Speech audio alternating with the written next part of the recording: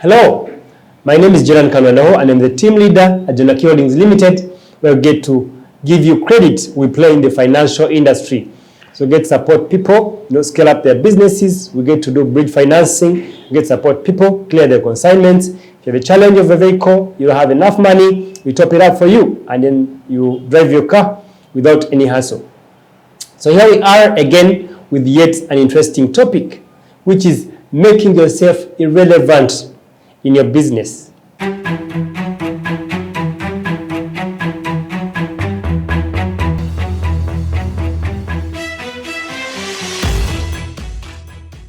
It could be a money lending business, it could be any other business. The important thing in business is making yourself irrelevant. And it's until you're irrelevant in your business that the business can actually stand a test of time, that the value of your business can actually go up. Why? Because if someone comes to buy your business, they're not buying you. They're not going to own you. They are buying the business. So the moment you attach to your business, that means they cannot buy you. So that means the value of your business is going to go down. Because it is the value, yes, you add to your business, but it has to be separate from you. So the further you go in making yourself irrelevant, the better for you. Because ideally, for the start, you can work in your business. But as you progress, it is important that you work on your business. And that's what it means. When you're working on your business, you somehow making yourself distant or irrelevant to your business. Let me give you an example. Have you ever asked yourself, we have Stanbic Uganda, but there's also the mother Stanbic South Africa.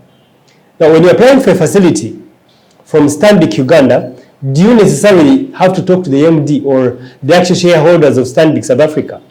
Usually not.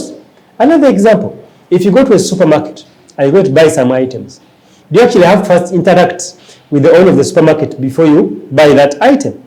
Usually not. You go pick your item, interact with the staff of that supermarket, pay for the item, and go. That means the owner of that supermarket made himself or herself irrelevant to that business. So it is important that you make yourself irrelevant to the business. I want to share at least 3 or 4 things that you may have to consider to help you make yourself irrelevant to your business, irrespective of the business that you're running. Now, it could be that you have staff. And even if you don't have staff, at a certain point, if you want to make yourself irrelevant, you actually have to have staff at a certain point. Because in my previous videos, I shared that the business is not about you. And you're actually not serving you. You're serving clients. You're also serving employees. Because you're creating that company so that it can employ people. And you see, in employing that one person, you could be having a household, several other people as well. So you're supporting a lineage of people. So it's important that you start a business, it's not about you. So I wanted to first clear that. Then also too, that means if you don't have staff, you should start thinking about having staff. So as you have staff, you should fully train them. Train your staff. Whichever thing that is not scheduled, it cannot be implemented. And anything that cannot be implemented, you cannot realize the benefits or the results thereof. So you need to schedule the time, the day, and for how long you're meant to train your staff in your company. Because you're training them what it is that you are doing. And in a way, you're replicating yourself. You're replicating yourself. That in your absentia, someone can actually perform in that position and way better. Because we are skilled differently. Now you can imagine if I've been doing the accounts of Jonaki Holdings Limited and I employ an accountant. I train them of what it is that I've been doing, but also realize that they have studied for 3 years and probably did a specialized course like SCCA or any other specialized course in accounting. That means they can do my role and even better. So train your staff,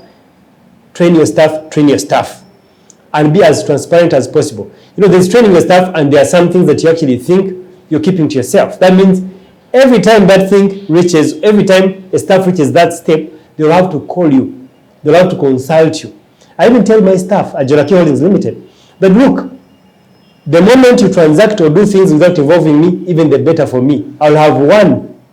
Why? Because I now know that you can run the business even when I'm not around.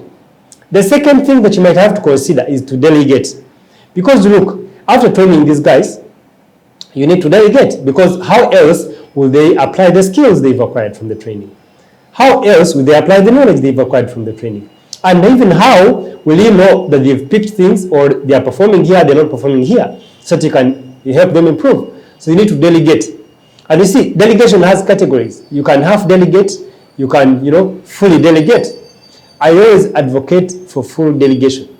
So for the start, you may half delegate as you try out someone. But as they catch up and as they perfect the discipline they are doing or the task they are doing, you have to fully delegate. Because you see, remember our ultimate intention? To make yourself irrelevant in the business so that it can run without you. So you have to fully delegate. Ultimately, you have to fully delegate. But the staff can deliver on what it is that you're meant to deliver in terms of tasks. The company can easily run even in your absentia. So fully delegate and be as transparent as possible, because you're not in competition with your staff. You as a CEO, you're working on the business. You're meant to think on the strategic.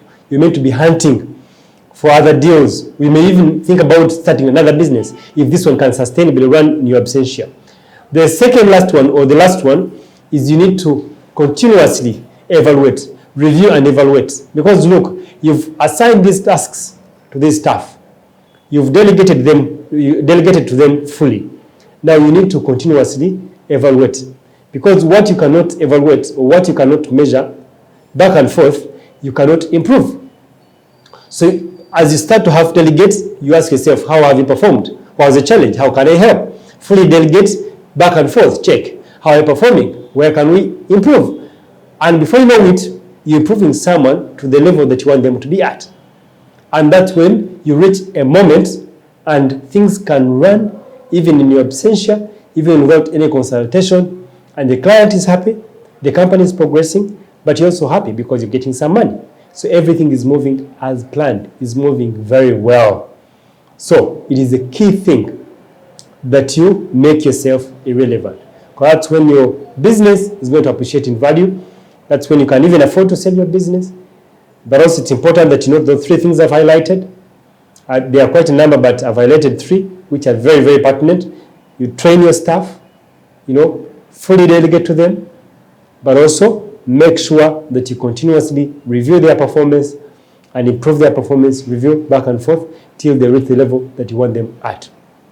I love you. I'll see you in my next shooting of the video. Always give your comment, always like, subscribe, because I know iron sharpens iron, as it says in Proverbs, and I'm here that we sharpen one another. Always check us out at www.jonakiholdings.com. And God bless you and bless the works of your hands. Bye-bye.